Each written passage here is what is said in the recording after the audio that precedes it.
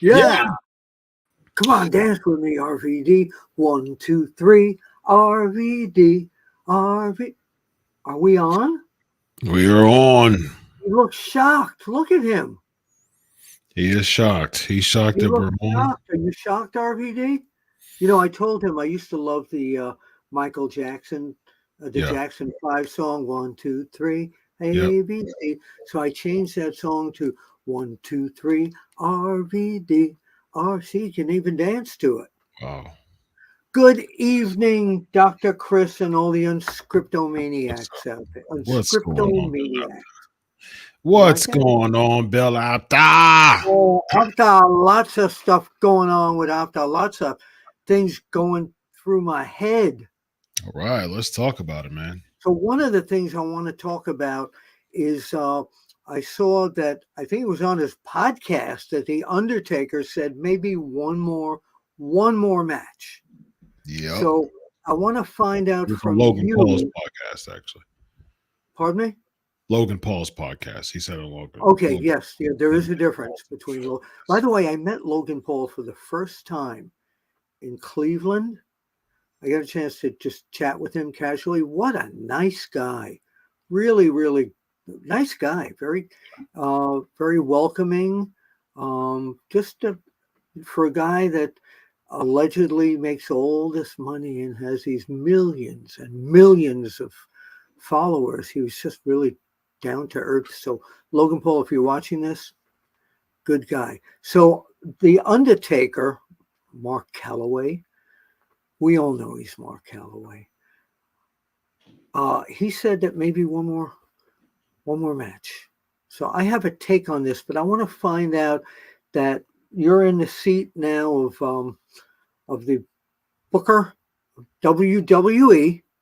Dr. Chris, you've been hired for this purpose to book the Undertaker for something involving a match or something that people would go like, holy SH, holy SH. Huh?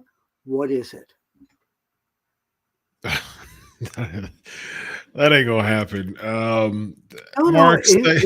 Mark, stay home, man. We love you. You're a legend. You're a Hall of Famer. Stay home. Stay home. Let's go into fantasy booking. Who would it be? Or what would it be? There's nothing in my fantasy that wants the Undertaker to come back for another match. I don't want to see it. I don't want to see it. I'm gonna tell you what probably will happen, though. I'm gonna tell you what probably will happen. Exclusively here on Unscripted, correct? No, because I've talked about this in another show. Excuse me. But I'm gonna tell you what probably will happen. I think that there is a purpose in saying that he wants one more match on Logan Paul's podcast. I do think that there is a good chance that we will see, or we could see, the Undertaker versus Logan Paul at WrestleMania.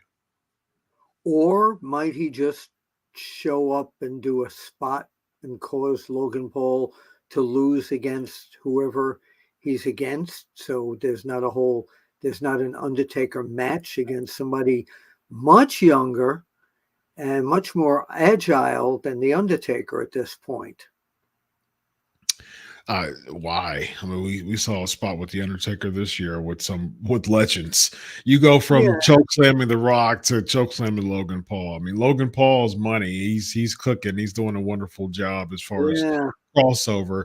But that's definitely not a promotion going from a spot with The Rock to a spot with Logan Paul. So we don't. I don't want to.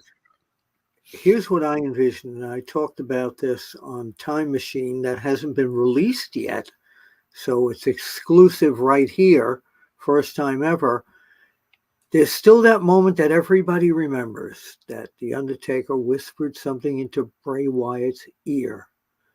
So now with the Wyatt Sicks back here, they could actually combine that moment with Uncle Howdy, maybe, and whether it be a cinematic situation or something that Undertaker comes back ticked off at one of the Wyatt Sicks, Eric throwing to somebody and choke slams him,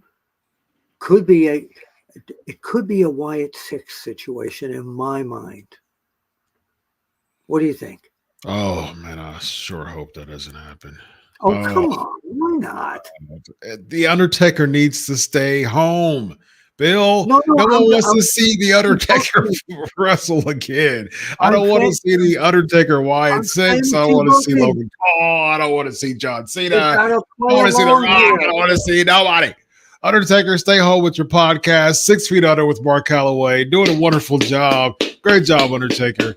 He's Mark Calloway, had one of the best Hall of Fame speeches I've ever seen. I've seen the Hall of Fame since the beginning. You know what? I didn't really like his Hall of Fame speech. You know why I didn't like it? Why didn't? Because the people, the kids that still believe, that took all the imagination out of who this guy is. There are still kids that wait at the bus stop in the morning and talk about it all like it's still genuinely happening. And it's just when they watched that, I got a lot of friends with the kids going like, why did the Undertaker do that, man? Oh, I loved it. I loved it. He's moved on from his he's moved on, man. I mean, dude's almost 60 years old. He doesn't have to be a gimmick all of his life. He's almost 60. He's like, dude. What about the kids? About the kids? Okay, watch Peacock. There you go. Watch YouTube. Watch the network, man. Kudos to the Undertaker. Big kudos to the Undertaker.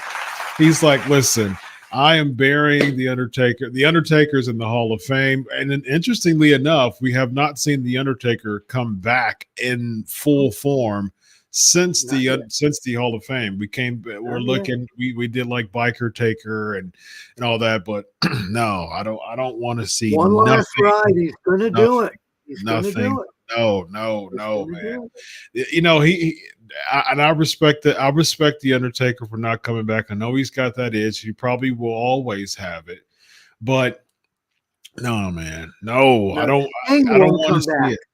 Sting won't come back. I know that for sure. Sting will not come back. He has said it, and he's going to stick to that. That's good. But the Undertaker still needs that. The dead man needs to be alive in front of that audience one more time with one more choke slam and one more last ride. And I predict it's going to happen. No, I don't think the Undertaker will come back in full garb again. He said that in his Hall of Fame speech. I don't want to see it because here's the thing, man. Here's the thing, and I know that you're a big fan. Okay, but Oh here's the yeah. deal. Here's the deal. The Undertaker, knowing the times that he said, in previous matches, it will never be good enough for him. It will never be good enough. So he'll go against Logan Paul at WrestleMania, which I can see happening. And then that won't be good enough. And he's like, oh man, I've got one more in me. And then he'll be 62 and doing another match. And then he'll be 66 and do another match. And he'll be 70. When you're predicting he's going to take on Logan Paul from that I don't want to see it happen, but I do think it's going to happen, though. I do think it's going to happen. I don't want to see the Undertaker come back. I have 0% interest in the Undertaker returning. For the love of all things holy, I think he's going to do it, and stop I will put coming back. Stop! I don't like these wrestlers coming back. $2 on the line that he comes back. You taking the Bill. I just said he's going to come back. I said he's going to go against Logan Paul at WrestleMania. I can see that happening. I think it probably will happen. I think that they're sowing seeds. I think that stuff is not done just by happenstance. It's not by happenstance that he's on Logan Paul's podcast. It's not by happenstance that he just so happens to decide that he said that he wants one more match. All of that are Easter eggs. It's August. You've got 8 more months. You've got about a good 4 or 5 months to build this thing up. Logan Paul, he's away from the U.S. title picture now. You have. So he can take Logan a choke slam and get pinned very quickly, and it won't hurt him. And that's not going to happen. And Logan Paul's going to do all types of. Oh gosh, he's going to do. I mean, Logan Paul.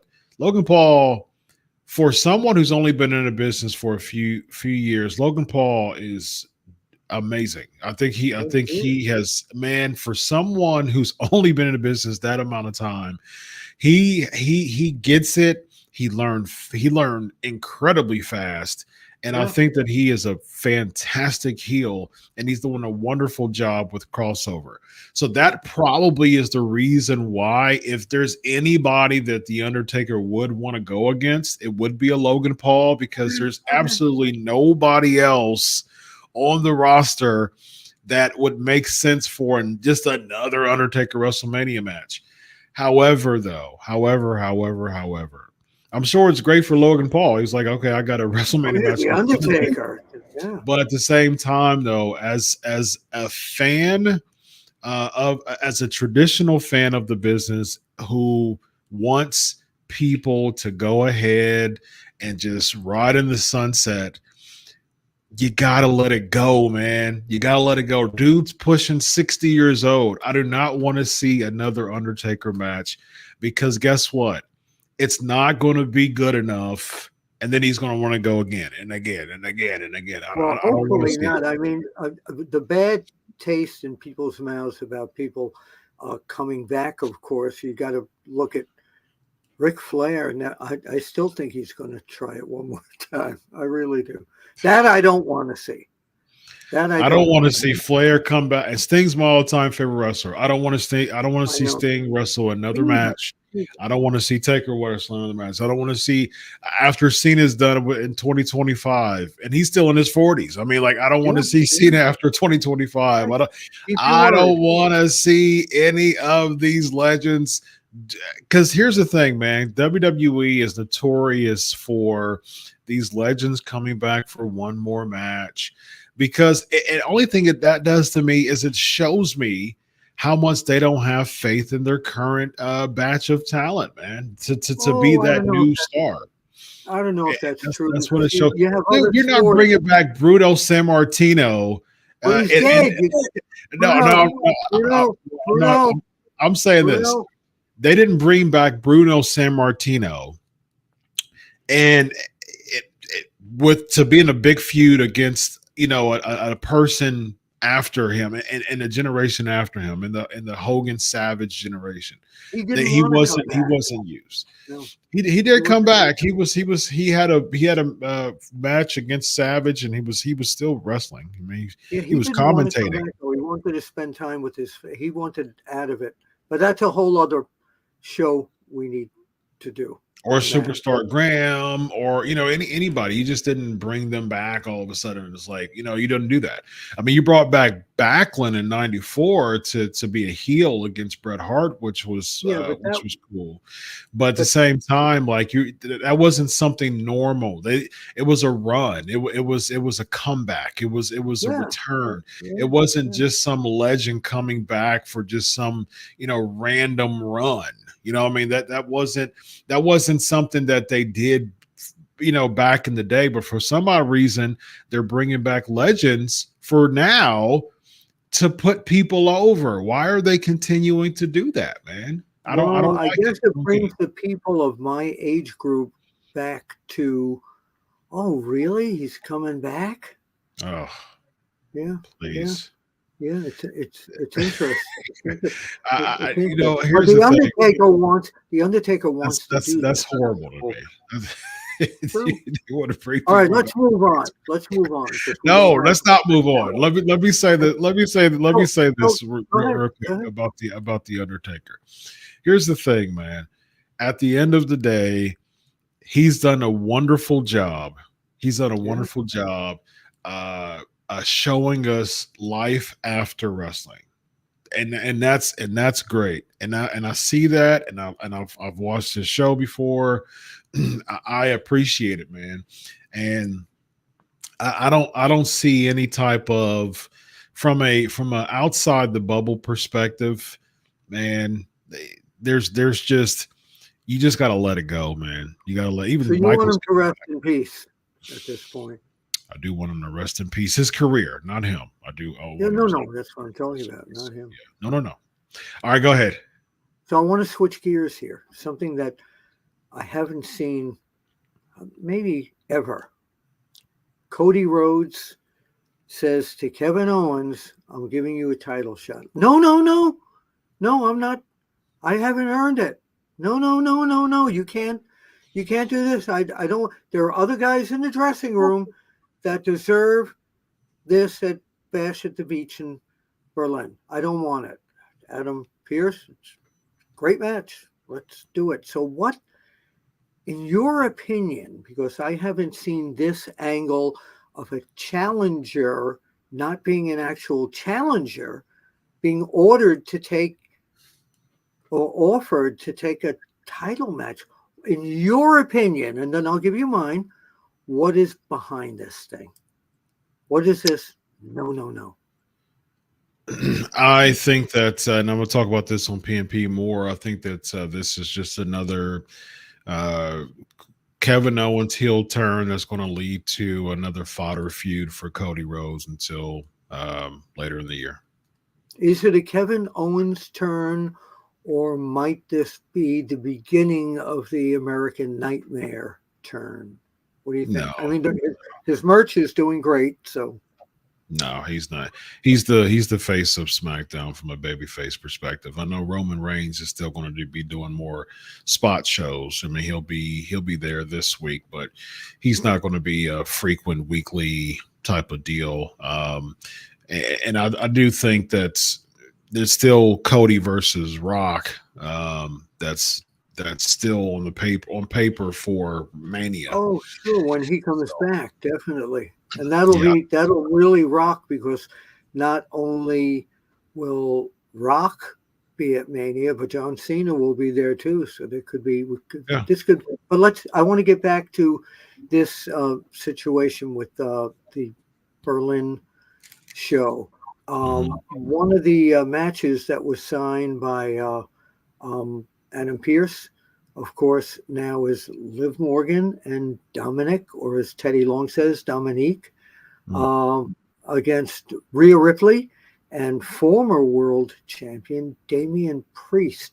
And I seem to think that although the Liv Ripley piece of this is intriguing, I think Rhea against Dom, I think they're going to allow whoever gets in the ring here, because Rhea's already had some physical contact in the ring with Dominik.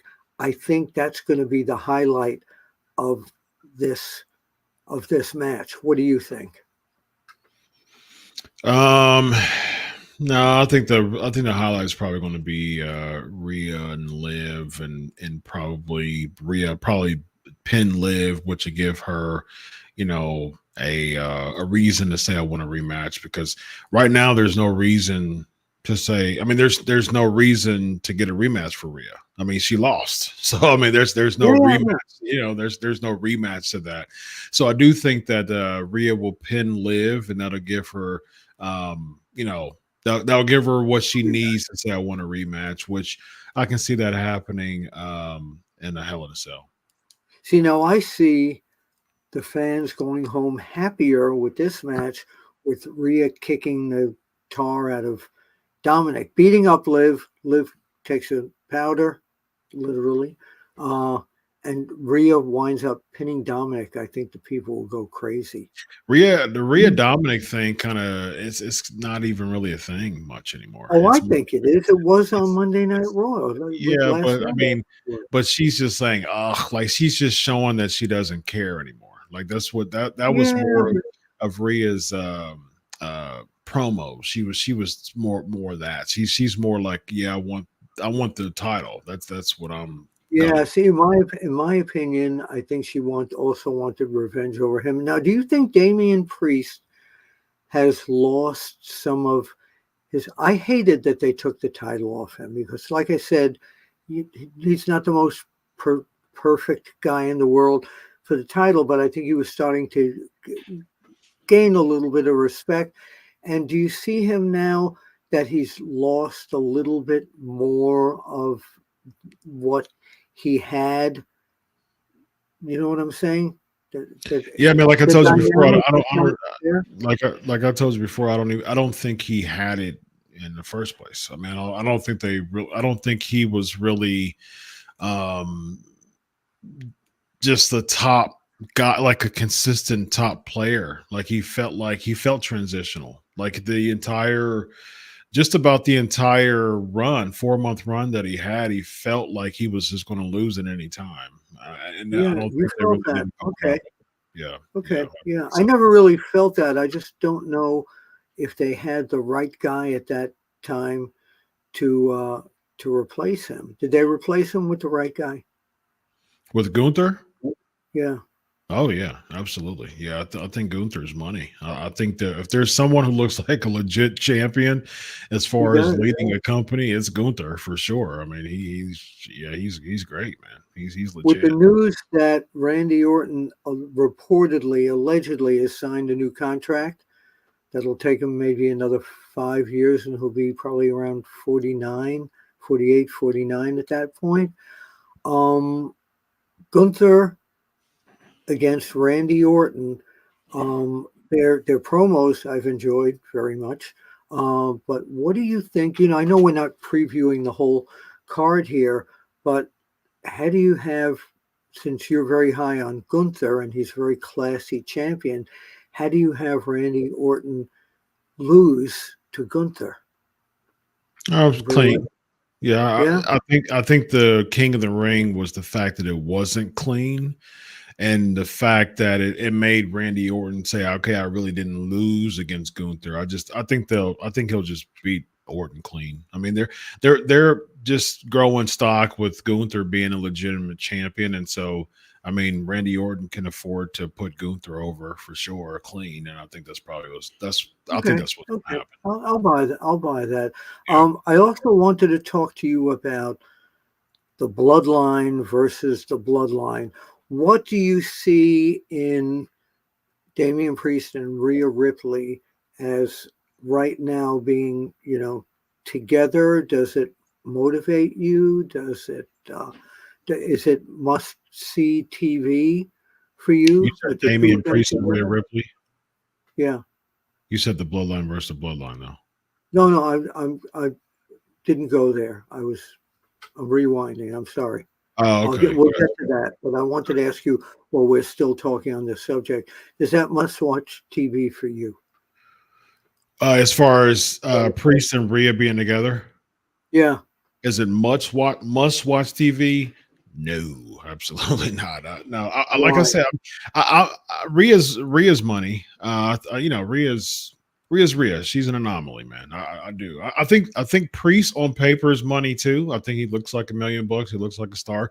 I don't think he's being booked that way. I really don't ever really think he's been booked that way. In his main roster run, I mean, the Bad Bunny team was cool at WrestleMania. Yes, I think yes. that was a really good kickstart for his main roster run.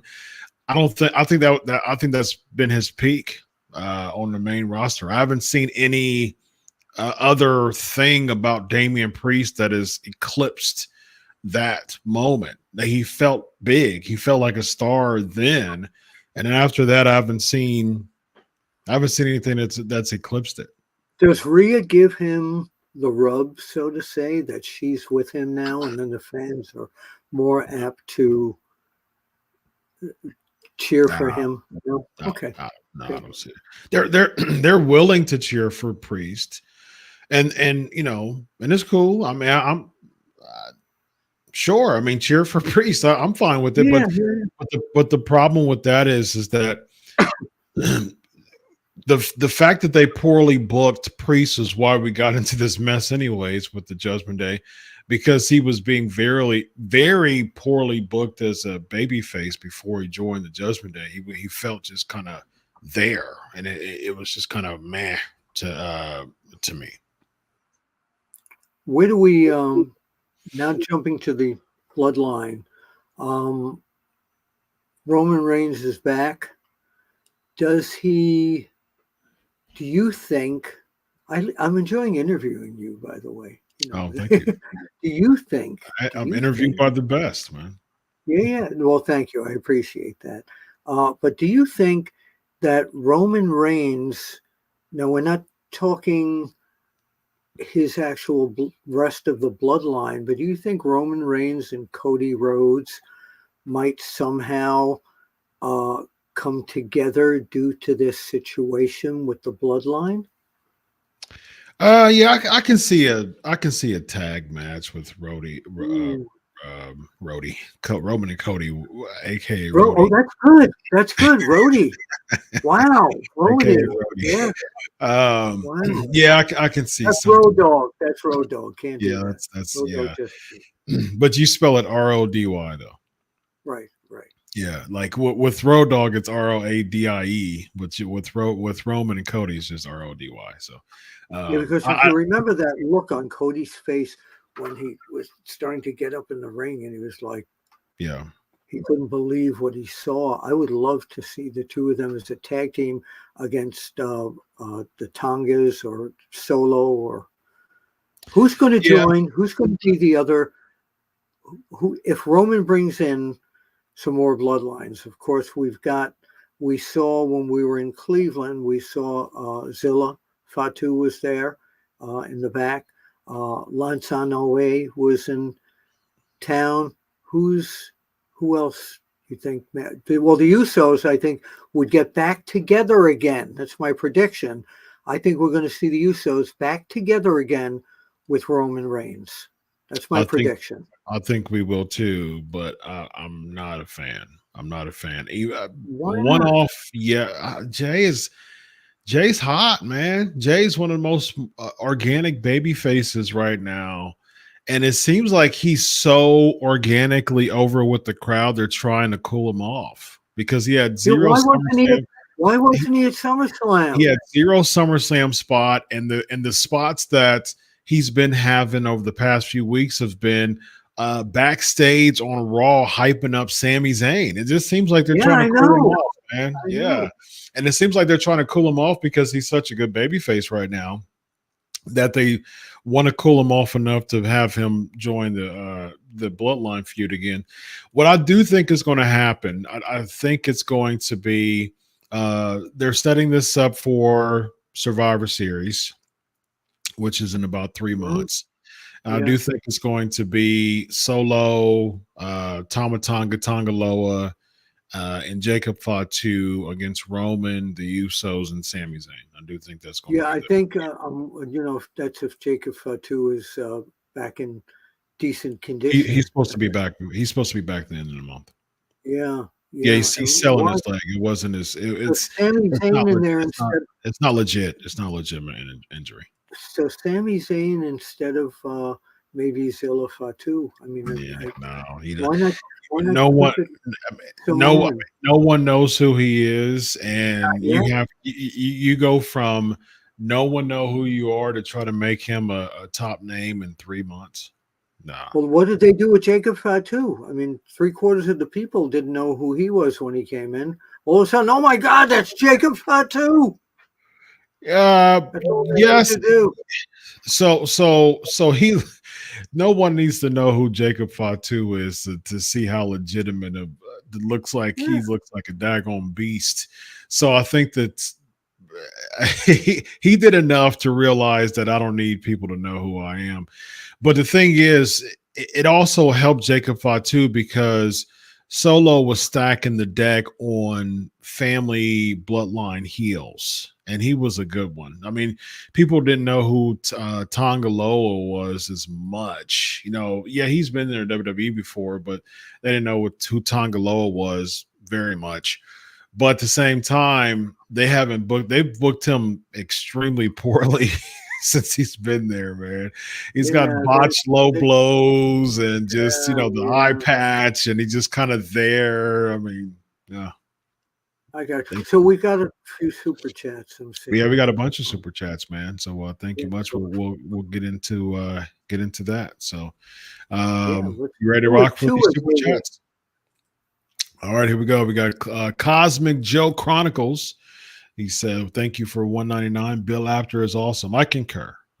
Well, thank you, Cosmic Joe. You are awesome. Very nice. Awesome. I knew that was going to happen. I knew it. I knew it, Bill Apter. Rollin in the building, $10. Fans who think that Taker would do the dead man gimmick likely didn't hear Taker Proxy swear to never do that specific gimmick ever again. Yes, he said that in the Hall of Fame. That's why Taker has done the biker gimmick ever since the Hall of Fame. Yep, that's exactly what. Well, what as long as it's that guy, he still is called the Undertaker. They're not going to bring him out as Mark Calloway. They're going to bring him back as the Undertaker with biker style gimmick. Whatever gimmick it is. Unfortunately, we got David $2. Bill and Miz fighting over Maurice New Savage Steel. Maurice and I have known each other for many, many, many years. I can't really get into the whole relationship thing, so let's just say where this is coming from, David, and I can't talk about it. Kayfabe. Kayfabe. All right, Bill Apter, let the listeners know where to find you, man. This was a nice. Well, it's right here at X, Twitter X. Yeah. At After One Wrestling, and of course, Dr. Chris and I are here live and in living color on Wrestle Binge every Tuesday night Eastern Standard Time at 11 p.m. You can find me on the Time Machine with Holla Holla Teddy Long and Matt Davis. And, I love how you do your Teddy Long thing there. And my newsletter comes out tomorrow, every Wednesday, with exclusive news and interview stuff. Just go to Google and put in Sportskeeda newsletter and subscribe to the wrestling one. And every Wednesday you will get mine. And the rest of the week, the content managers and editors of Sportskeeda, you will get their excellent editorial and news. Where can I find you, Dr. Chris? At Chris Prolific. I've been having a lot of fun over at X, man. I've been getting a lot of interaction on X about pro wrestling and people sending me tweets about wrestling and stuff like that. I've started to do more of a live type of commentary during Raw, live-ish. I don't catch Raw live, so it's a delay, usually about 30 to 45 minutes, so I can skip through a lot of it. But it is fun. I interact with a lot of people on Twitter doing Raw, so it's a lot of fun. So go follow me there at Chris Prolific, and of course, heading over to Pancakes and Power Slams. I'm going to go more into this Kevin Owens heel turn thing, and Patreon at the after party. After that, I got some foreign wrestler trivia. So it's going to be a lot of fun, man. Foreign wrestler. The guy behind me here, Mm-hmm. wish him happy birthday. Yes, happy birthday, man! All these. What you're going to do when all the maniacs wish you happy birthday, brother? There you go. This guy right here is Bill Apter. Thank you. This guy over there is Dr. Chris Featherstone. Where am I? Never know. Yeah. You can't see me, I guess. This is Unscripted, ladies and gentlemen. Have a good night, everybody. See you. Up. Oh, man. Last minute, fourth base. Rock beating Cody is all I need at Mania. You already sent the $2. Yes, indeed. Rock beating Cody's all I he beat Cody last year. He beat Cody this year at Mania already. It's not going to happen. I don't think The Rock's going to beat Cody. Next week we will. David, you come back next week, and we will go into the Wrestling Truth. Actually, is the person who did this super chat. So, Wrestling Truth. Thank you for the Wrestling Truth, Bill Apter, Dr. Chris. Is he related to R-Truth? Cousins, first cousins. Yes, I didn't know that. Wow. Indeed. See you. Have a good night, everybody. So low.